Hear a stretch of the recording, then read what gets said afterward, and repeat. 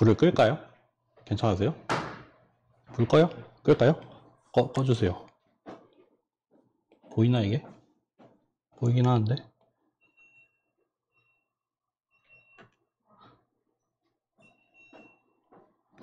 근데 우리 수강생이 이렇게 적었나? 잠시만요. 근데 뭐 그 파트타임이어가지고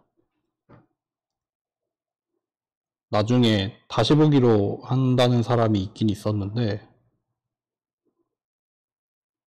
한 번만 볼게요.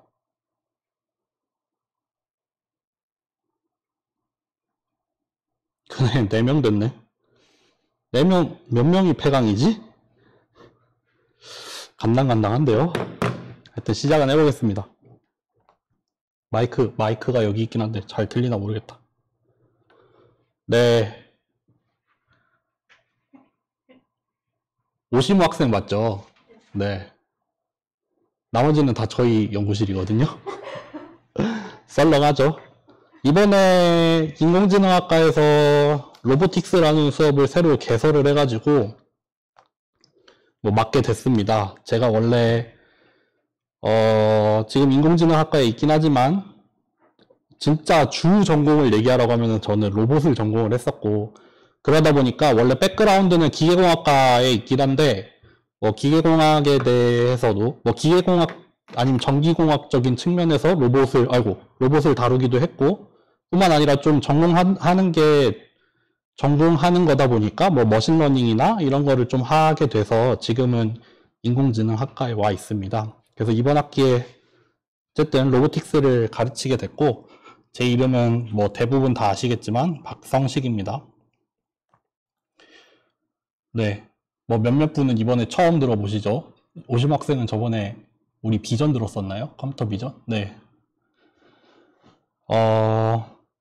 뭐 제 수업 들어보신 분들은 아시겠지만 원래 비대면으로 수업을 항상 할 때는 되게 익숙한 화면이죠. 비대면에서 항상 이렇게 녹화를 했었는데 수업도 이렇게 했었죠. 근데 그거를 대면에서도 좀 같이 녹화를 하고 싶어서 우리 또 아직 정정기간이라 어떻게 될지 모르겠지만 재직자분들 중에도 수강하시는 분들이 있어서 다시 보기를 제공을 하기 위해서 뭐 다른 교수님들도 지금 뭐 녹화를 준비하고 계신 걸로 알고 있는데 저도 이제 녹화하는 세팅을 맞춰서 아마 녹화 잘 되고 있을 것 같아요. 이대로 나중에 유튜브에 다 올려드릴 테니까 뭐 언제든지 다시 보기 하시면 되고 저는 대학원 수업 같은 경우에는 출석 체크를 안 합니다. 네, 출석 없습니다. 마음대로 그냥 들으시고 네, 마음대로 다시 보기 마음껏 하시면 되고요. 제 메일 주소는 이거니까 뭐 언제든지 연락할 거 있으면 하시고 제 수업 들어본 분들은 요게 되게 익숙할 텐데 제가 이걸 띄워놓은 게 있나 잠깐만요. 이렇게 생긴 구글 시트가 하나 있어요. 링크에다 올려놨죠. 지금 보면은 아이고 탭이 어디 갔냐? 여기 밑에 보면은 탭이 있거든요. 그 중에 우리 로보틱스 수업이잖아요. 여기 제가 하고 있는 수업 3개가 있는데 그 중에 로보틱스 수업이고 보시면은 이렇게 표가 정리가 돼 있어요. 매주 어떤 주제로 하고 그리고 우리 플립러닝은 안 할 것 같으니까 그냥 다 인클래스밖에 없긴 한데 어쨌든 본 수업 번호가 이렇게 붙어 있고 수업을 언제 했고 나중에 녹화하고 나서는 여기 뭐 몇 분이나 했고 이론 실습 뭐 했는지 여기 다 구분이 되고 여기 다시 보기 보면은 유튜브 링크가 다 올라갈 거예요. 그러니까 요 표를 보면은 한 학기 수업이 다 정리가 돼 있으니까 요거를 참고를 하시면 됩니다. 지금 일단 중간고사까지만 짜놨어요. 중간고사까지 짜놓고 기말고사는 지금 좀 준비를 하고 있어요. 그래서 뭐 중간고사 때까지 뭐 하고 기말고사 때까지 뭐 할지는 차차 설명을 드릴게요. 그리고 카카오톡 오픈 채팅 있는데 요거 뭐 들어오는 게 필수는 아니지만 들어오시면은 여러 가지 좀 그냥 도움이 될 것 같습니다. 원래 좀 공식적인 거는 그냥 이 클래스나 뭐 문자 같은 걸로 당연히 할 거예요. 수업에서도 공지를 할 거고. 좀 비공식적으로는 카카오톡을 많이 활용을 하니까 뭐 여러분들 궁금한 거, 뭐 수업이나 과제 관련해서 궁금한 거 언제든지 여기 물어보면 되니까 제가 며칠 전에 봤을 때 한 명밖에 없었던 것 같은데 우리 수업의 존폐가 어떻게 될지 모르겠지만 하여튼 카카오톡 들어오시면 됩니다. 여기 링크 들어오시면 돼요. 네. 그리고 뭐 다시 보기도 다 제공해 드릴 거고. 질문 있으신가요? 다른 수업 비대면 해요? 다 대면해요? 다 대면이에요? 대학원 수업도 다 대면하는구나. 알겠습니다. 일단 그러면 오늘 수업을 조금 하기는 할 거예요. 그냥 뭐 로보틱스 관련해서 좀 전반적인 내용, 특히 전반적인 내용 중에서도 전반적인 내용에다가 좀 중요한 용어들 이런 거를 좀 정리를 하고 시작을 할 거예요. 특히 우리 강의를 크게 두 파트로 나눠서 진행을 할 건데 어떻게 두 파트로 나눌 거냐면은 여기 보이는 것처럼 로봇이라는 걸 크게 카테고리를 나누는데 땅에 고정이 되어 있는 거 그거를 픽스드 로봇이라고 해놨죠. 그리고 오른쪽에 있는 뭐 바퀴가 달렸든 뭐 트랙에서 움직이든 발이 달렸든 간에 이렇게 고정된 위치가 아니라 움직이는 로봇을 우리가 모바일 로봇이라고 해요. 그래서 픽스드 로봇, 모바일 로봇 이렇게 구분을 하는데 그 중에서도 우리 강의 전반부는 픽스드 로봇을 할 거예요. 우리가 보통 뒤에서 나오겠지만 픽스드 로봇 내지는 매니플레이터라는 걸 할 거예요. 뭐 매니플레이트라고 하면은 뭐 조작하는 거잖아요. 그거를 매니플레이터라고 해서 우리가 일반적으로 알고 있는 로봇 팔 고정된 위치에서 어떤 원하는 위치에 가서 우리가 원하는 작업을 수행을 해주는 그런 로봇 그거를 우리가 매니플레이터라고 하는데 그 전반부에서는 매니플레이터를 다룰 거고 후반부에서는 모바일 로봇을 할 거예요. 모바일 로봇이라고 하면은 좀 생소할 수 있지만 제일 대표적으로는 요즘 좀 많이 알려진 뭐 자율주행 자동차 이런 게 있겠죠. 특히 윌드 로봇이 되겠죠. 우리는 레그드 로봇은 안 할 거고 바퀴가 달린 로봇 중에서 좀 뭐 자동차까지는 아니지만 뭐 자율주행의 근간이 되는 슬램이라는 걸 할 겁니다. 이거는 뭐 나중에 차차 설명하겠지만 Simultaneous Localization and Mapping이라는 거의 약자예요. Localization이라고 하면은 주어진 맵이 있을 때 뭐 센서 정보로부터 내가 어떤 위치에 있는지를 딱 특정을 하는 거 그걸 Localization이라고 하고 매핑이라고 하면은 이제 센서 정보를 가지고 맵을 그려나가는 걸 매핑이라고 하거든요. 그러니까 Localization이랑 매핑을 동시에 하겠다. 그래서 슬램이라고 하거든요. 그래서 이게 모바일 로봇의 제일 기본이 될 거고 제가 사실 조금 더 전문성이 있는 거는 이쪽 부분이고 여기 슬램 같은 경우에는 조금 고전적인 것만 해봤어요. 뭐 필터를 기반으로 하는 그런 것만 해봤기 때문에 요즘에 많이 하는 뭐 시멘틱 슬램 이런 거를 조금 수업에서 해보려고 지금 준비를 하고 있어서 후반부는 아직 준비 중입니다. 근데 전반부에서는 뭘 할 거냐면은 매니플레이터를 다루는데 매니플레이터도 여러 가지를 공부를 할 수가 있는데 그 중에서도 기구학을 할 거예요.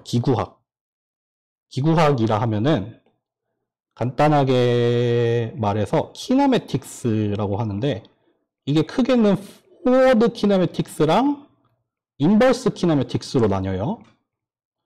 그냥 간단하게 아주 간단하게 얘기를 하자면 여기 어떤 고정된 로봇이 있다고 합시다. 여기에 요렇게 평면 로봇이 있어서 여기에 뭐 각도가 요렇게 두 개의 각도를 명시를 하면은 원하는 위치로 움직이는 로봇이 있다 쳐요. 그러면은 우리가 조절을 할 수 있는 거는 세타1이랑 세타2라는 어떤 관절의 각도가 되겠죠. 그리고 그걸 명시를 하는 순간 여기에 x, y 위치가 결정이 되잖아요. 뭐 0, 0 하면은 여기서 찍힐 거고 뭐 몇 도 하면은 원하는 위치로 움직일 거란 말이에요. 그러면은 여기에서 여기로 가는 함수가 하나 있겠죠. 이 x, y는 사실 x도 세타1과 세타2에 대한 함수고 y도 세타1과 세타2에 대한 함수죠. 요 방향으로 가는 거. 이거를 우리가 forward kinematics라고 해요. 그래서 뭐 여기를 이제 나중에는 뭐 관절 공간이라고 부를 거고 여기를 나중에 작업 공간이라고 부를 거거든요. 관절 공간이라고 하면은 우리가 딱 명시를 하는 그 관절의 변수들. 그리고 작업 공간은 이제 뭐 우리가 2차원에서 원하는 위치 x, y라고 하면은 그걸 작업 공간이라고 할 텐데 forward kinematics는 여기에서 여기로 가는 함수. 이거는 너무는 사실 쉽죠. 뭐 그냥 코사인, 사인 조금 하면은 그냥 x, y를 세타1과 세타2에 대해서 그냥 명시할 수 있겠죠. 여기 뭐 길이 L1, L2 같은 거 주어지면은. 어쨌든 요 방향으로 가는 게 포워드 키네매틱스고 여기서 반대로 오는 거를 인버스 키네매틱스라고 합니다. 그러니까 우리가 움직이고 싶은 위치, 도달하고 싶은 위치를 x, y라고 결정을 했을 때 거기에 도달할 수 있는 세타1이나 세타2 값을 찾는 거, 그거를 이제 인버스 키네매틱스라고 해요. 한국말로 하면은 기구학은 기구학인데 여기로 가면은 정기구학, 여기로 가면은 역기구학이라고 하죠. 매니플레이터라고 하면은 뭐 많은 것들을 다룰 수 있어요. 여기서도 조금 이따 설명을 드리겠지만 뭐 이렇게 키네매틱스가 될 수도 있고 뭐 역학, 다이나믹스가 될 수도 있고 뭐 키네매틱스나 다이나믹스를 활용한 어떤 컨트롤러가 될 수도 있고 뭐 여러 가지 것들이 있는데 컨트롤러에 대한 거는 그냥 완전 덜어낼 거고요. 컨트롤러는 아무래도 뭐 기계나 전기 쪽에서 하는 게 맞을 거고 기구학 같은 경우에는 그래도 우리가 조금 알면은 써먹을 만한 곳들이 있기 때문에 기구학을 다루려고 결심을 했습니다. 어쨌든 강의 전반부에서는 매니플레이터, 그 중에서도 키네매틱스, 포워드 인버스 키네매틱스 할 거고 강의 후반부에서는 모바일 로봇의 슬램을 다뤄볼 거다. 그런데 솔직히 말하면 한 학기에 하나만 해도 충분합니다. 네, 보통 제가 대학원에서 로보틱스 수업을 제대로 들어본 적은 없는데 학부 4학년 때 로보틱스 같은 경우에도 인버스 키네매틱스까지 가는 걸로 한 학기 2가 됐어요. 네, 그래서 조금 제 수업답게, 지용이는 알죠? 제 수업답게 양이 조금 욕심을 냅니다. 그렇지만 쓸데없는 내용은 좀 쳐내고 진짜 좀 중요한 내용만 콕콕콕 집어가지고 빠르게 인버스 키네매틱스 빠르게 도달을 해보는 거. 슬램에서도 마찬가지로 최대한 빠르게 필요한 것만 콕콕콕 집어서 해보는 거를 목표로 하고 있습니다. 시뮬레이터를 그리고 조금 해보려고 해요. 제가 사실 로스라고 유명한 로봇 운영체제인 리눅스 기반의 어떤 운영체제가 있거든요. 리눅스 기반이라고 하긴 좀 그렇지만 어쨌든 로스라는 게 있는데 요거를 이용을 해서 시뮬레이션을 해보려고도 생각을 하고 있어요. 근데 이것도 사실 저도 경험이 많지 않아서 이번에 준비를 하는 중인데 하여튼 로스라는 걸 이용을 해서 매니플레이터, 모바일 로봇 다 써볼 생각을 하고 있습니다. 네, 일단 도전장을 내밀 겁니다. 그래서 C 언어를 좀 써야 할 수도 있어요, 여러분들. C 언어가 조금 등장할 수도 있습니다. 될 수 있으면 파이썬에서 해결을 하려고 노력을 할 텐데 C 언어가 등장할 수 있습니다. 미리 말씀드릴게요. 네, 그래서 오늘은 뭐 간단하게 로봇에 대해서 좀 개괄적인 내용이랑 몇 가지 중요한 텀들, 용어들, 그리고 대표적인 이제 전반부에서 다루게 될 매니플레이터의 유명한 매니플레이터들 조금 살펴보는 것 정도 하고 끝낼 거고요. 다음 시간에는 리니어 알제브라를 할 건데 여러분들 강의 전반부에서 필요로 하는 리니어 알제브라 선형대수는 제 생각에 뭘 알아야 되냐면은 다음 시간에 할 거예요. 다음 시간에 할 건데 일단 스팬에 대해서 알고 계신가요? 스팬? 벡터의 집합을 가지고 어떤 벡터 공간을 스팬하는 거. 그리고 그걸로부터 나오는 어떤 개념이 그 주어진 행렬이 있을 때 컬럼 스페이스, 로우 스페이스 같은 거 정의하잖아요. 그리고 널 스페이스라는 것도 정의하죠. 그거를 아셔야 될 것 같아요. 특히 조금 더 나아가서 그 싱귤러 밸류 디컴포지션을 사용을 하면은 우리가 널 스페이스를 딱 특정을 할 수가 있어요. 뭐라고 말하면 좋을까? 널 스페이스의 베이시스를 찾을 수 있어요. 라고 하면은 이해가 되세요? 우리가 SVD를 이용을 하면은 컬럼 스페이스의 베이시스도 추출을 할 수가 있고 널 스페이스의 베이시스도 추출할 수 있어요. 궁금한 분들은 뭐 풀 SVD 이런 거 찾아보시면 나올 거예요. 어쨌든 주어진 행렬이 있을 때 컬럼 스페이스, 널 스페이스를 찾아내는 방법, 그리고 그거 과정에서 뭐 SVD를 사용을 한다거나 조금 더 나아가서는 그 수도 인버스라고 하는 게 나오잖아요.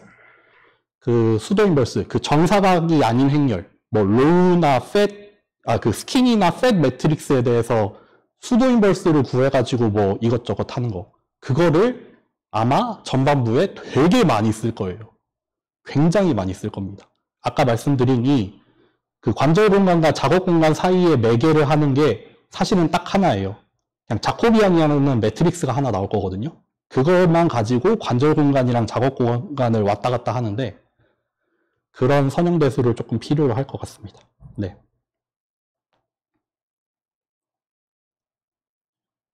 그리고 그러면 한번 어쨌든 강의 자료 후루룩 보고 오늘은 빨리 끝냅시다.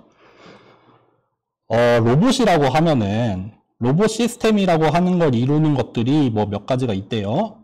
일단 뭔가 본체가 있겠죠. 뭔가 기계적인 시스템 본체가 하나 있을 거예요. 예를 들면은 이렇게 생긴 뭐 로봇 파일, 매니플레이터가 하나 있다고 합시다. 그러면은 이 로봇을 움직이는 존재들이 있어요. 액추에이터, 보통 액추에이터라고 표현을 해요. 예를 들면은 전기 모터 같은 거, 아니면은 뭐 유압이 될 수도 있어요. 유압이나 공압이 될 수도 있는데 가장 많이 사용을 하는 거는 전기 모터죠. 전기 모터를 이렇게 돌리면은 내가 관절을 원하는 대로 움직일 수 있잖아요. 그렇게 액추에이터가 여기 로봇 시스템에 달려 있습니다. 그리고 그냥 우리가 액추에이터를 가지고 원하는 대로 움직이기만 해가 되지는 않아요. 센서가 필요합니다. 센서는 뭐 크게 두 종류로 나눌 텐데 기본적으로 이 액추에이터를 원하는 위치로 움직이게 하려는 센서들이 필요해요. 예를 들면 뭐 모터가 움직인 각도를 측정을 한다거나 모터에 들어가는 전류를 측정을 한다거나 그런 기본적인 센서들이 있을 거고 그거 말고 또 별도의 센서들 뭔가 외부 상황과 상호작용하는 센서들이 있을 수도 있어요. 예를 들면은 매니플레이터 같은 경우는 힘 센서, 겉에서 가해지는 힘을 측정하는 센서가 있을 수도 있고 카메라를 달 수도 있죠.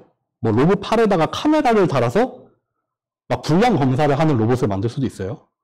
뭐 이게 모바일 로봇 같은 경우에는 카메라뿐만 아니라 뭐 라이다 같은 걸 달 수도 있겠죠. 어쨌든 내가 제어하는 데 필요한 값 또는 외부와 상호작용하는 데 필요한 센서들이 있을 거고 이 센서들을 바탕으로 해서 제어기가 돌아갑니다. 그래서 내가 파악을 한 센서 정보들을 가지고 내가 액추에이터를 원하는 위치로 움직이게 해서 우리가 원하는 작업을 수행하게 만들어야 로봇이죠. 네. 그렇기 때문에 컨트롤러가 들어갑니다. 그쵸? 우리는 이 부분 별로 다루지 않을 거고 그러니까 뭐 구체적인 하드웨어에 대해서 다루지는 않을 거예요. 네, 뭐 어쨌든 요 정도는 알아두시면 좋을 것 같습니다. 그래서 뭐 메커니컬 시스템이 기본적으로 필요하다. 뭐 로코모션에 필요한 게 있을 수도 있죠. 뭐 바퀴나 뭐 다리 같은 거. 근데 뭐 고정돼 있으면은 고정된 대로 뭔가 원하는 위치로 움직이려는 그리고 팔 끝에 달려 있는 걸 우리가 뭐라고 하냐면은 엔드 이펙터라고 해요. 그러니까 뭔가 작용을 하는 거예요. 그 원하는 위치에 가서 작용을 하기 때문에 이름을 엔드 이펙터라고 하거든요. 우리가 로봇이 매니플레이터가 가장 많이 사용이 되는 환경이 지금 이 산업 현장에서는 그 어셈블리 라인 같은 거잖아요. 공장, 막 자동차 공장, 이런 플랜트에 보면은 예를 들면은 용접을 하죠. 네, 로봇팔이 원하는 위치로 가서 용접을 하면은 이 용접기, 그 웰딩을 하는 애가 엔드 이펙터가 되겠죠. 내가 원하는 위치까지 가서 용접을 하게 해주는 얘가 로봇팔이 될 거고요. 그래서 그게 뭐 용접이 될 수도 있고 아니면 뭐 자동차 프레임을 내가 원하는 위치로 움직이고 돌려주고 하는 애가 될 수도 있고 또 뭐 체결을 하는 애가 될 수도 있고 뭐 그런 것들이 되겠죠. 네. 그리퍼도 엔드 이펙터의 종류죠. 이렇게 손처럼 생긴 게 엔드 이펙터가 될 수도 있죠. 네. 그리고 액추에이터가 있겠죠. 액추에이터도 뭐 자세히 알 필요는 없는데 한번 들어만 놓으시면은 그냥 제일 대표적으로 사용이 되는 게 전기 모터 같은 건데 이것까지 설명을 할 필요가 있을까? 그러니까 보통 액추에이터가 있으면은 여기에 트랜스미션이라는 게 하나 들어가서 이게 이제 뭔가 관절을 이루게 됩니다. 왜냐하면은 내가 원하는 관절에 뭔가 명세가 있을 거예요. 뭐 힘, 토크라던가 아니면 원하는 속도 같은 게 있을 텐데 그게 액추에이터에서 나오는 힘이나 속도랑은 다를 수가 있어요. 보통 전기모터는 이 관절이 필요한 힘에 비해 이 전기모터의 힘은 훨씬 약해요. 근데 속도는 훨씬 빨라요. 그러니까 여기 우리가 관절은 뭐 1초에 몇 바퀴 돌아가면 되는데 여기 모터 땅에서는 1초에 수천 바퀴를 돈단 말이에요. 그러니까 그것들을 매개해 줄 수 있는 어떤 트랜스미션이 하나 필요합니다. 그래서 보통 전기모터인 경우에는 전기모터 사이에 감속기가 하나 들어가죠. 그래서 좀 그 속도를 줄이는 대신 힘을 증폭을 시키는 감속기가 하나 들어가서 그런 게 들어가고 이제 여기 앞단에 모터 드라이브라는 게 붙어서 이제 모터를 제어를 해준다라고 보시면 됩니다. 이 정도만 그냥 듣고 넘어가세요. 그리고 센서 같은 경우에는 아까 말씀드린 것처럼 일단 기본적으로 액추에이션에 필요한 센서들 우리 사람의 감각기에도 프로프라이오셉티브 센서라는 게 있죠. 예를 들면은 근육의 길이를 내가 감지하는 센서가 있어요. 근데 그거는 우리가 자각을 할 수 있는 감각이 아니라 그냥 근육을 제어하는 그 시스템에서 그냥 사용을 하는 센서가 들어있긴 들어있거든요. 그런 것처럼 뭐 기본적으로 그 로봇을 원하는 대로 제어하기 위해 필요한 뭐 엔코더, 각도를 측정을 한다거나 하는 센서들이 기본적으로 들어가야 되고 그리고 바깥에 있는 상황과 상호작용을 하는데 필요한 센서들이 있어요. 아까 말씀드린 것처럼 뭐 힘 센서나 카메라 같은 거. 이거는 로봇을 기본적으로 구동을 하는데 필요한 건 아니지만 뭐 외부와 상호작용을 하는데 필요한 정보를 얻어오는 그런 센서들이 있겠죠. 네. 그리고 제어가 있는데 제어까지는 뭐 굳이 설명을 하지는 않겠습니다. 네. 그래서 결국 로봇이라는 거는 되게 종합적인 학문이 됩니다. 왜냐하면 로봇이라는 거는 결국 기계적인 구조를 가지고 있기 때문에 메카니컬하게 설계를 해야겠죠. 그리고 원하는 곳으로 움직이기 위해서 원하는 대로 움직이게 하기 위한 제어도 필요하죠.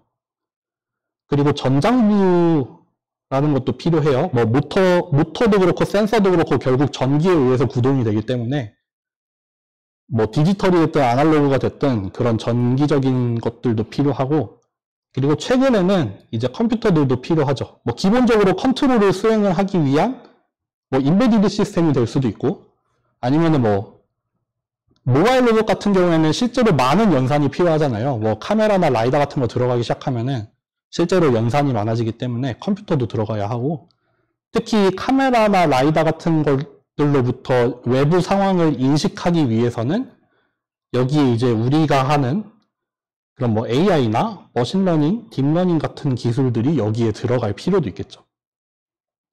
뭐 매니플레이터가 기본적으로 움직이는데 그런 게 필요한 건 아니지만 그렇게 움직일 수 있는 매니플레이터를 가지고 뭔가 하려고 할 때는 이제 인공지능적인 것들이 필요하게 되겠죠. 네. 이렇게 하면은 일단 로봇 개론입니다. 뭐 질문 있으신가요? 질문 없을까요? 네? 딱히 없어요. 아, 폐강이 될까? 약간 두려워져. 제가 폐강 기준이 몇 명인지 기억이 안 나는데 여기서 혹시 막 내가 드랍할 의사가 있다라는 분은 빨리 얘기를 해주셔야 다른 분들에게 타격이 안 갑니다, 여러분들. 갑자기 사라지면은 정정기간 내에 다른 거 들으셔야 되잖아요. 그러니까 참고하세요. 그래서 매니플레이터가 뭔지, 매니플레이터랑 관련된 좀 중요한 텀들, 그리고 대표적인 로봇들, 요거 몇 개 보고 오늘은 끝낼게요. 로봇 매니플레이터는 아까 말씀드렸지만 제일 간단하게는 로봇 8이에요. 로봇 8. 우리가 그냥 로봇 8 하면 떠올리는 그거. 그게 이제 로봇 매니플레이터고 크게는 이 로봇 매니플레이터는 그 본체가 있어야 돼요. 본체. 관절이랑 관절을 연결을 해주는 리지드 바디. 강체라고 하죠. 강체. 강체라는 걸 굳이 가정을 하는 이유는 여기에서 작용하는 힘 때문에 얘가 구부러지거나 하는 거를 우리는 가정하지 않는다는 말이에요. 얘는 힘을 받아도 그 모양을 그대로 유지할 거다. 물론 이 리지드 바디라는 가정을 깨는 로봇도 요새 나와요. 플렉시블 로봇이라고 해서 로봇의 플렉시빌리티를 사용을 하는 로봇도 물론 나오지만 일단 우리가 그냥 기구학 정도의 얘기를 할 때는 링크 자체는 리지드 바디를 가정을 하는 게 좋겠죠. 그리고 관절의 연결부, 보통 조인트라고 얘기를 하죠. 그래서 링크와 링크를 연결하는 조인트들이 있을 거예요. 그 조인트 중에서도 조금 특별히 리스트라는 거를 뭐 구분을 하기도 하고 안 하기도 하는데, 이제 아까 보여드린 것처럼 뭐 로봇팔이 이렇게 쭉쭉쭉쭉 연결이 됐다가 여기 제일 끝에 이렇게 엔드 이펙터가 달린다고 하면은 여기가 이제 리스트가 되겠죠. 이제 엔드 이펙터 단에서 가장 마지막 관절에서 이제 덱스터리티라고 하네요. 좀 되게 유연하고 좀 뭐라 해야 돼? 덱스터러스하게 그거를 담당하는, 그러니까 우리가 덱스터러스라고 하면은 뭐냐면은 요런 거예요. 요런 거 우리가 손으로 이런 거 하잖아요. 이런 거 로봇은 아직 잘 못하거든요. 덱스터러스 매니플레이션의 대표적인 예가 이런 거예요. 그러니까 덱스터리티를 담당을 하는 거, 그런 리스트가 있을 거고, 그리고 제일 끝단에 엔드 이펙터가 달립니다. 아까 얘기했던 것처럼 뭐 그리퍼, 웰딩, 아니면은 뭐 픽앤플레이스 같은 거 하면은 뭐 이렇게 석션 하는 거, 뭐 그런 거가 되겠죠. 여기까지 일단 필요한 것들이고, 매니플레이터는 크게 두 개로 나뉘어요. 시리얼 체인이랑 클로즈드 체인으로 나누는데, 뭐 시리얼 체인 또는 오픈 체인, 대표적으로 이런 애들이 시리얼 매니플레이터죠. 관절 다음에 관절, 관절, 관절, 관절 이렇게 그냥 순서대로 착착착착 쌓여 있는 거. 그래서 그냥 오픈 룹이죠. 여기가 딱 맞닿는 게 아니라 열려있는 형태로, 엔드 이펙터까지 그냥 열려있는, 구속되지 않고 열려있는 형태이기 때문에 시리얼 매니플레이터, 뭐 시리얼 체인, 오픈 체인 이런 말을 쓰고요. 클로즈드 체인 같은 경우에는 대표적으로 하나 예를 들어드리면 요런 게 클로즈드 체인입니다. 여기 뭐라고 하면 좋을까? 여기가 고정이 되어 있고 여기가 이제 플랫폼이 되는 부분인데, 여기가 이제 그 육자유도로 움직이거든요. 뭐 모든 방향이랑 모든 오리엔테이션으로 다 돌 수 있는데, 여기가 사실 요거 하나만 떼놓고 보면 오픈 체인이에요. 요 다리 하나는 오픈 체인인데 이 두 개의 오픈 체인이 여기서 같이 이렇게 연결이 되어 있잖아요. 그러니까 오픈 체인이 서로 엮여서 이렇게 움직이는 거죠. 그러니까 여기 이따 동영상으로 하나 보여드릴 텐데, 요 하나가 하나의 클로즈드 룹을 구성을 하잖아요. 그러니까 서로 키네매틱하게 컨스트레인트가 서로 주어지는 거죠. 이런 식으로 하는 게 이제 클로즈드 룹. 근데 우리는 요거까지 하지는 않을 거예요. 클로즈드 룹은 이제 우리가 배우게 될 키네매틱스를 가지고 좀 더 이제 응용을 해서 풀 수 있는 게 클로즈드 룹이고요. 우리는 그냥 오픈 룹만 다룰 겁니다. 네. 그리고 관절, 조인트에는 뭐 여러 가지 종류의 조인트가 있어요. 근데 그 중에서 우리는 그냥 제일 대표적으로 딱 두 개의 관절만 다룹시다. 하나는 프리스펙틱 조인트, 뭐 줄여서는 그냥 P 조인트라고도 많이 불러요. 그리고 레볼루트 조인트, 줄여서 R 조인트라고 불러요. 둘 다 뭐냐면은 일단 두 개 다 싱글 디그리 오브 프리덤이에요. 그러니까 자유도가 1자유도입니다. 1자유도. 그래서 P 조인트는 뭐 말하는 거냐면은 이렇게 막대기가 있는데, 뭐 예를 들어서 여기서부터 여기까지라고 합시다. 뭐 여기 길이가 있다고 합시다. 얘를 우리가 원하는 대로 조절할 수 있는 거. 그냥 직선인데 선형으로 리니어하게 우리가 원하는 대로 원하는 위치로 움직일 수 있는 거. 뭐 간단하게 말하면 리니어 액추에이터가 되겠죠. 예를 들면은 공합 액추에이터 같은 게 리니어 액추에이터인데, 포크레인 같은 거 보면은 여기 이렇게 링크 뒤에 막 이렇게 튜브처럼 생긴 게 달려 있어서 이게 늘었다 줄었다 하는 게 있거든요. 그게 이제 대표적인 P 조인트거든요. 보통 유압이나 공합 같은 경우에는 이렇게 리니어하게 작용을 하기 때문에 보통 그런 데서 P 조인트가 많이 나옵니다. 반대로 R 조인트는 이미 예상하신 것처럼 요겁니다. 요거. 요런 거. 일자요도로. 그냥 뭐가 있지? 뭐 없나? 그냥 딱 각도 하나 결정되는 거. 그냥 딱 뭐 베어링 같은 걸로 딱 돼 있어서 뭐 힌지 같은 거. 뭐 문이 대표적인 일자요도의 레볼루트 조인트가 되겠네요. 저기 딱 경첩이 있어서 그냥 원으로 운동을 하는 거. 그게 R 조인트가 되겠죠. 네. 근데 우리 실제로 저희 수업에서 사실 P 조인트도 잘 안 다룰 것 같고 주로 R 조인트를 많이 다루게 될 것 같아요. 왜냐하면 공합으로 된 로봇 같은 경우에는 힘이 되게 세긴 한데 막 정밀도가 높지 않아서 되게 막 제어를 정밀하게 하는 그런 로봇은 아니거든요. 그래서 보통 전기 모터로 제어를 많이 하고 그런 경우에는 보통 레볼루트 조인트가 들어가기 때문에 제일 많이 보는 건 레볼루트 조인트라고 생각을 하시면 됩니다.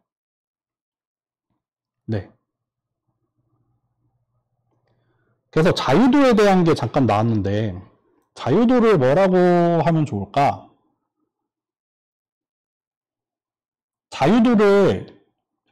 자유도, 디그리 오브 프리덤, 줄여서는 DOF라고 많이 줄여서 말하는데 이거를 간접적으로 정의를 하자면 뭐냐면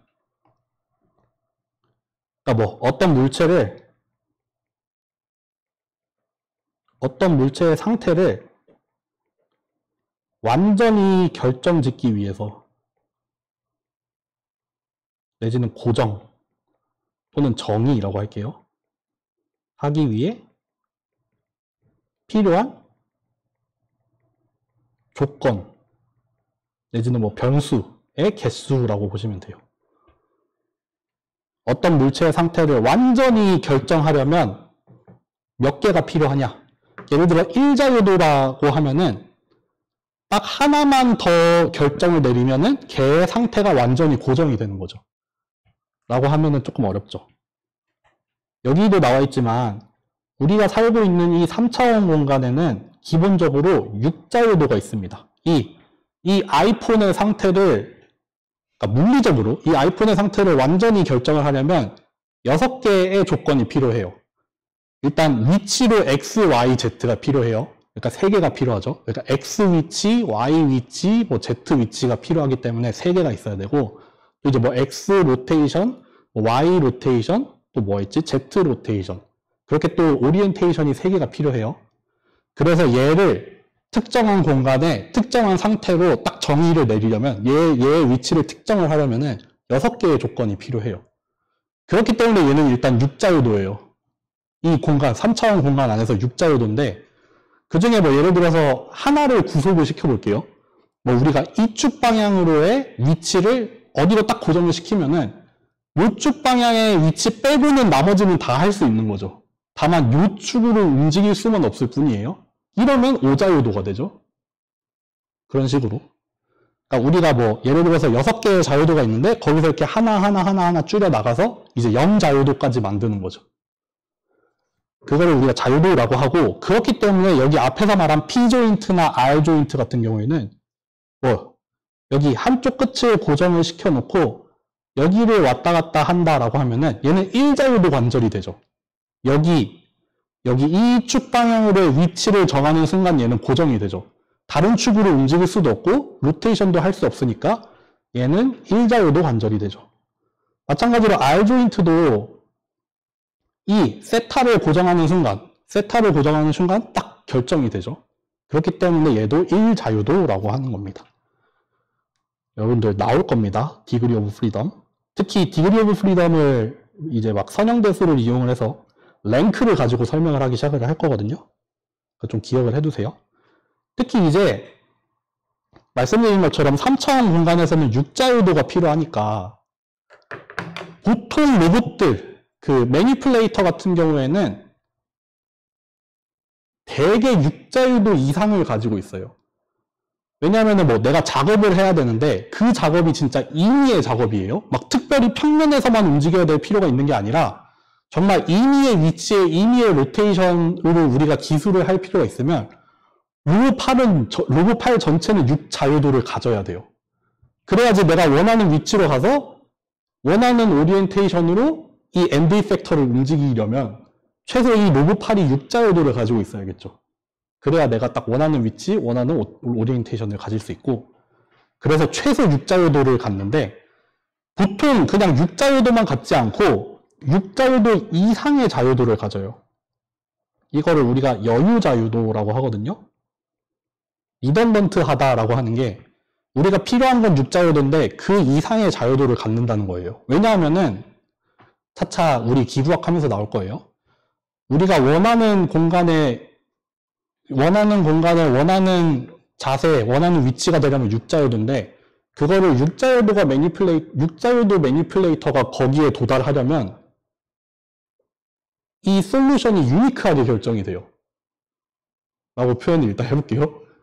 여기 이 원하는 위치, 원하는 오리엔테이션으로 갈 수 있는 관절 각도가 딱 하나가 존재해요. 딱 특정 각도가 되어야지만 딱 그 자리에 갈 수 있어요. U자유도 매니플레이터로 U자유도 매니플레이션을 하려면. 그렇기 때문에 여유자유도를 추가로 줘서 내가 여기에서 원하는 위치, 원하는 오리엔테이션이라고 하더라도 내가 여기서 막 더 추가로 움직일 수 있는 자유도가 있어요. 예를 들면은 사람의 팔도 여유자유도가 있어서 우리가 여기 두 개를 이 포지션과 오리엔테이션을 구속을 해도 이런 동작이 되잖아요. 여유자유도를 가지고 있죠. 이런 걸 우리가 보통 리던던트하다고 얘기를 합니다. 차차 이따 동영상으로도 보여드릴게요. 이렇게 할 게 많냐 생각보다. 아, 이제 끝이네. 그리고 이제 워크스페이스. 요거는 뭐냐면은 그 엔드 이펙터가 도달할 수 있는 모든 공간을 말하는 거예요. 워크스페이스, 전체 공간. 내 팔에 워크스페이스라고 하면은 여기를 기준으로 하는 어떤 구가 하나 나오겠죠. 물론 내 관절이 갈 수 있는 범위 안에서. 그런 것처럼 그 로봇이 이제 움직일 수 있는, 닿을 수 있는 모든 공간을 우리가 워크스페이스라고 합니다. 그래서 사실 안전 규정 같은 거 보면은 여기 로봇이 설치가 돼 있고 이 로봇의 워크스페이스 상에는 이런 장애물을 없애야 돼요. 움직이다가 팍 부딪히면은 큰일이 나죠. 여기에 사람이 와도 안 되죠. 그러니까 로봇의 워크스페이스 안에는 뭔가 필요한 거 이외에는 있어서도 안 되고, 그리고 워크스페이스, 보통 뭐 공장 같은 데 가면은 로봇이 여기 딱 있고 워크스페이스만큼 뭐 테두리가 쳐 있죠. 그래서 거기 안에 들어가면 이제 위험하다, 로봇한테 얻어맞을 수 있다, 그런 내용이 보통 나와 있습니다. 몇 가지 예를 보고 끝냅시다. 여기는 뭐 이런 로봇이 얼마나 많을지 모르겠지만 카테시안 매니플레이터, 그냥 이렇게 그 수직 수평으로만 움직이는 그런 매니플레이터라고 해요. 여기 보면은 여기 P조인트가 하나 있죠.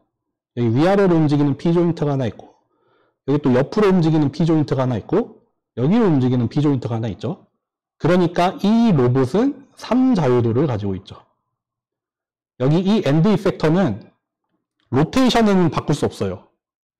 다만 X, Y, Z로 위치만 옮길 수 있죠. 딱 오리엔테이션은 요 각도 그대로만 있을 수 있고 위치만 옮길 수 있기 때문에 얘는 3자유도의 매니플레이터가 되겠죠. 그리고 얘의 작업 공간은, 워크스페이스는 이렇게 나타나죠. 그러니까 여기 달려있는 이 P조인트들의 그 구동 범위에 따라서 워크스페이스가 딱 결정이 되겠죠. 그거를 시각화해 놓은 거라고 보시면 됩니다.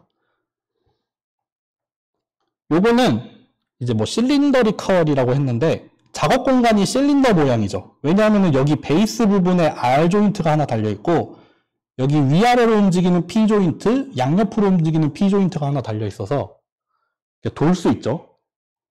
돌 수 있고, 얘는 자유도를 뭐라고 해야 될까? 제 생각에는 이건 3자유도가 될 것 같아요. 네. 그러니까 원하는 위치로도 갈 수 있고, 다만 위치가 결정이 되면은 오리엔테이션이 결정돼 버리죠. 그 자리에서 다른 오리엔테이션으로 바꿀 수 없어요. 그러니까 요거는 3자유도가 되겠습니다. 근데 요렇게 생긴 로봇이 그렇게 흔하지는 않을 거예요. 뭐 특별한 목적을 가지고 있을 것 같아요. 좀 더 본격적으로 이거는 약간 일반 명사처럼까지 사용이 되는 로봇이에요. 스카다 로봇이라고 해서 뭘 줄인 건지는 저도 이제 잘 기억이 안 나는데, 요거 같은 경우에는 어떻게 생겼냐면은 여기 R 조인트가 두 개가 달려 있어요. 이렇게 R 조인트가 두 개 달려 있으면은 일단 평면상에 원하는 위치로 갈 수 있죠. 워크스페이스 상에서 내가 원하는 위치까지는 갈 수 있어요. 그리고 그 위치에서 위아래로 움직이는 P 조인트가 하나 달려 있는 거예요. 이게 대표적인 스카라 로봇입니다. 영상 한 번만 보죠.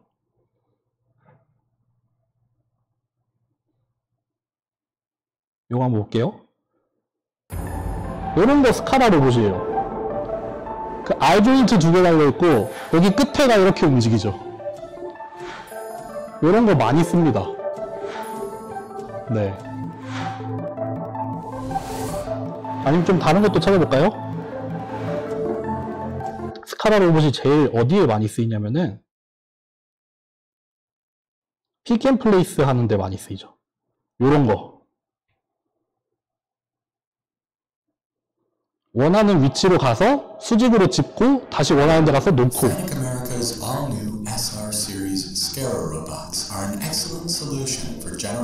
여기 일본에 있는 화낙이라고 요새 SNS에 많이 도는 회사예요. 화낙. 이런 게 대표적인 픽 앤 플레이스죠. 그쵸. 착착착착착 하는 거. 이런 건 딱 평면 위에서 원하는 위치로 움직이면 되니까 스카라 로봇을 많이 쓰죠. 이런 게 대표적인 스카라 로봇이라고 보시면 됩니다. 그리고 이제 제일 마지막으로 앤스로포모픽. 요거는 이제 뭐라고 하면 좋을까? 그러니까 사람처럼 생겼다고 보시면 돼요. 사람처럼 생긴 팔. 그래서 보통 6자요도나 7자요도를 많이 가져요. 그래서 여기 약간 어깨에 해당하는 부분, 뭐 팔꿈치에 해당하는 부분, 손목에 해당하는 부분. 우리가 보통 여기 사람 팔은 7자요도를 가지고 있다고 하거든요. 뭐 빠지기에 따라 다르지만 보통 어깨에 2자요도. 여기 돌죠? 여기 돌죠? 이렇게 돌 수 있죠. 여기에 1자요도가 하나 있죠. 여기도 하나, 둘, 셋 있다고 해서 여기 3개, 하나, 3개 해서 총 7자요도 있다고 얘기를 많이 하거든요. 그런 모양을 본딴 로봇들을 우리가 앤스로포모픽 매니플레이터라고 하는데 이것도 한번 예를 들어봅시다.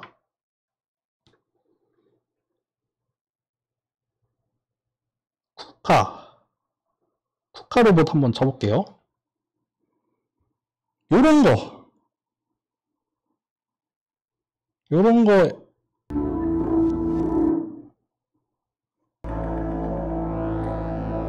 7자요도, 6자요도 내지는 7자요도겠죠? 내가 원하는 위치, 원하는 오리엔테이션으로 갈 수 있는 거. 이런 것도 있을 거고, 또 강의 자료에 뭘 넣어놨죠? ABB 로봇도 한번 봅시다.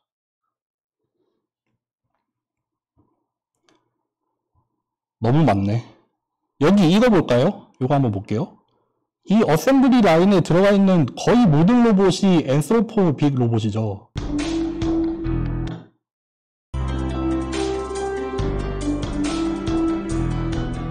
이런 거. 여기 왼쪽에, 여기 오른쪽에 보이는 거?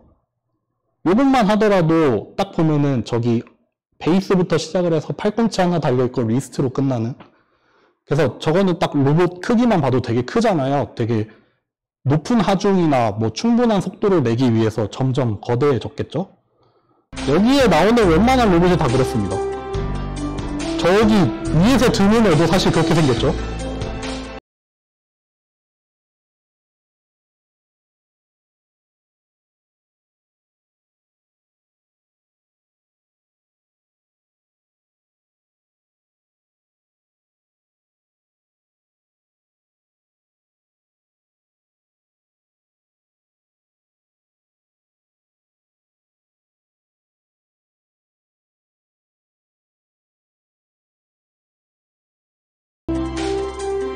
이런 로봇들이 있습니다. 네. 그리고 그 클로즈드 체인으로 되어 있는 로봇으로는 되게 유명한 로봇으로 델타 로봇이라는 게 있어요. 델타 로봇 한번 볼게요.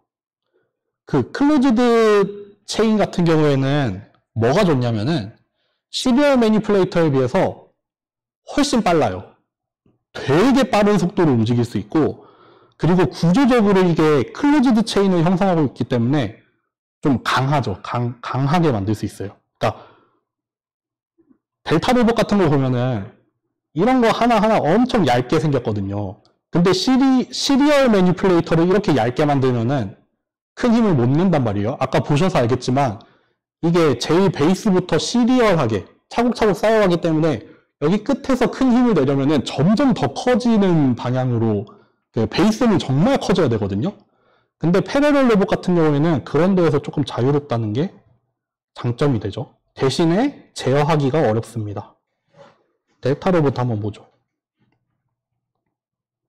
이런 거 델타 로봇 엄청 빠릅니다. 보통 뭐 픽앤플레이스 같은 거 많이 하는데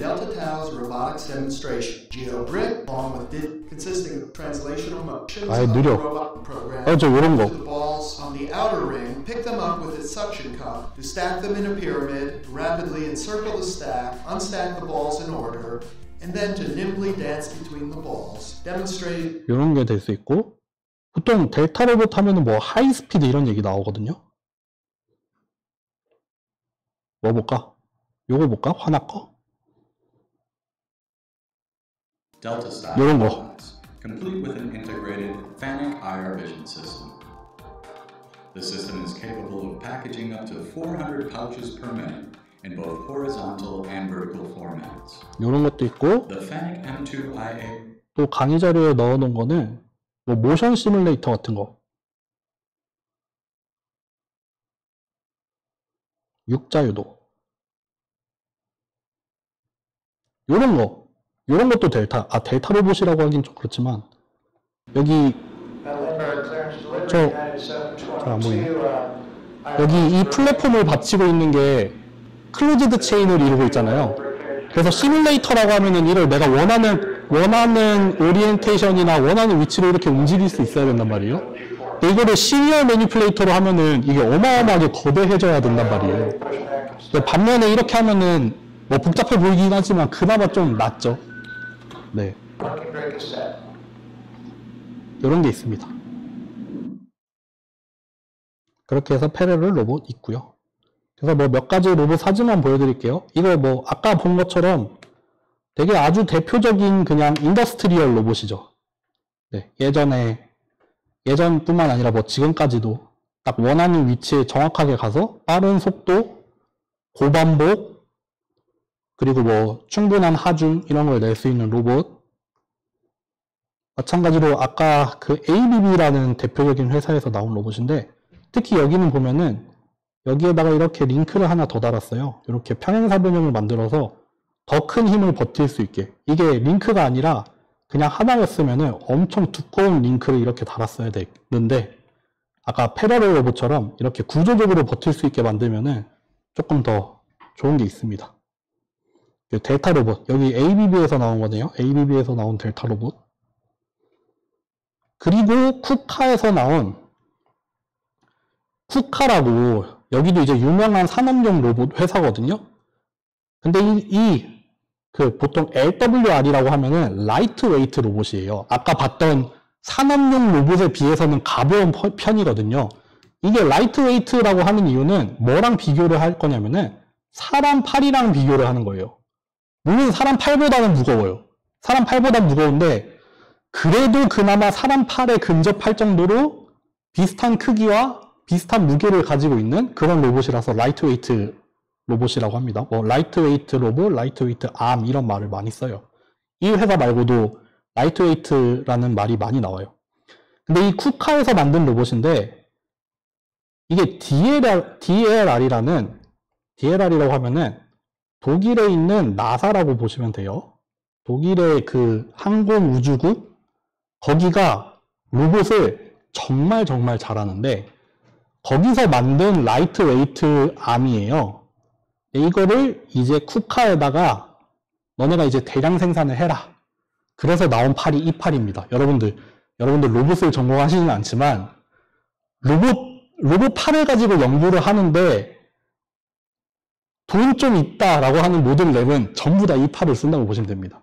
이 DLR에서 개발을 했고 지금은 쿠카에서 생산을 해서 판매를 하고 있는 대표적인 로봇입니다. 요거 한번 봅시다. 쿠카 LWR, 아까 임피던스 컨트롤이 있었죠?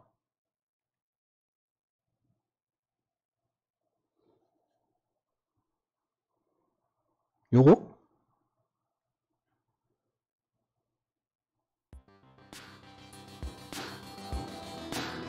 이거 여기 끝에 달려있는 이 핸들이 사실 여기에 힘 센서가 하나 달려있는 거예요. 그래서 저기 핸들에 가해지는 3차원의 힘이랑 3차원의 토크 합쳐서 6개 차원의 그 힘을 측정을 하는 센서가 달려있는 거고, 그래서 그 측정되는 힘에 반응을 해서 로봇이 이렇게 움직이고 있는 거예요.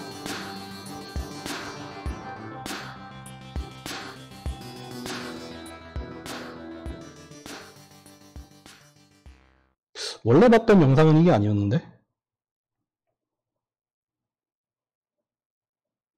요거 한번 볼게요. 이거 보이세요? 이거 다시 한번 볼게요. ND 섹터는 고정을 시켜놓고 내가 널 모션을 하는 거예요. 널 모션. 여기 ND 섹터에 자유도는 고정을 시켜놓고 내가 여유 자유도가 있으니까 여기가 고정된 채로 막 다른 자세를 보여주는 게 잠깐 나와요. 여기 이거. 그죠? 이 여유 자유도를 가지고 하는 겁니다. 어렵지 않아요. 여러분도 할 수 있어요. 그 뭐 이제 수직 방향으로 뭐 컨트롤해서 가해지는 외력에 대해서 뭐 반응을 해가지고 멈춰라 이런 거 데모하는 것 같아요. 이게 좀 최근까지는 아니지만 하여튼 뭐 한 근래 들어서 이제 로봇이 저렇게 사람처럼 뭐 사람이랑 상호작용을 했을 때 보통은 부딪히면은 그냥 날아가거든요, 사람이. 근데 그런 상해를 방지하기 위해서 이렇게 충돌을 감지를 하고 충분히 안전한 범위에서 멈출 수 있게 하는 그런 연구들이 많이 됐거든요. 쿠카나 DLR에서 되게 잘했던 연구 중에 하나가 저런 거라서 아마도 저런 말랑말랑한 신체랑 비슷한 걸 갖다 놓고 우리가 이렇게 움직이다가 닿아도 충분히 안전한 범위에서 멈출 수 있다는 걸 보여주는 겁니다. 그리고 아까 말씀드린 그 DLR에서 이거는 뭐냐면 자기네들이 팔을 엄청 잘 만들었잖아요. 그 팔을 가지고 이렇게 양팔 로봇을 만들어서 여기다가 이제 카메라 같은 거 달아놓고 휴머노이드 하나 만든 거예요. 그러니까 아까 만든 팔 2개 거기다가 카메라 달아서 얘 이름은 저스틴이라는 이름의 로봇입니다. 옛날에는 여기 하반신으로는 고정이 되어 있었는데 요즘에는 다리를 달진 못했고 바퀴를 달아서 움직이는 걸 하고 있죠.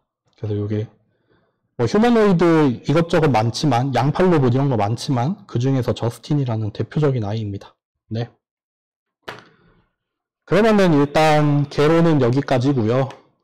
다음 시간에 만약에 이 네 분이 다 오신다면 선형대수 리뷰를 하고 그리고 다음 주부터 본격적으로 시작을 하겠습니다. 네, 감사합니다.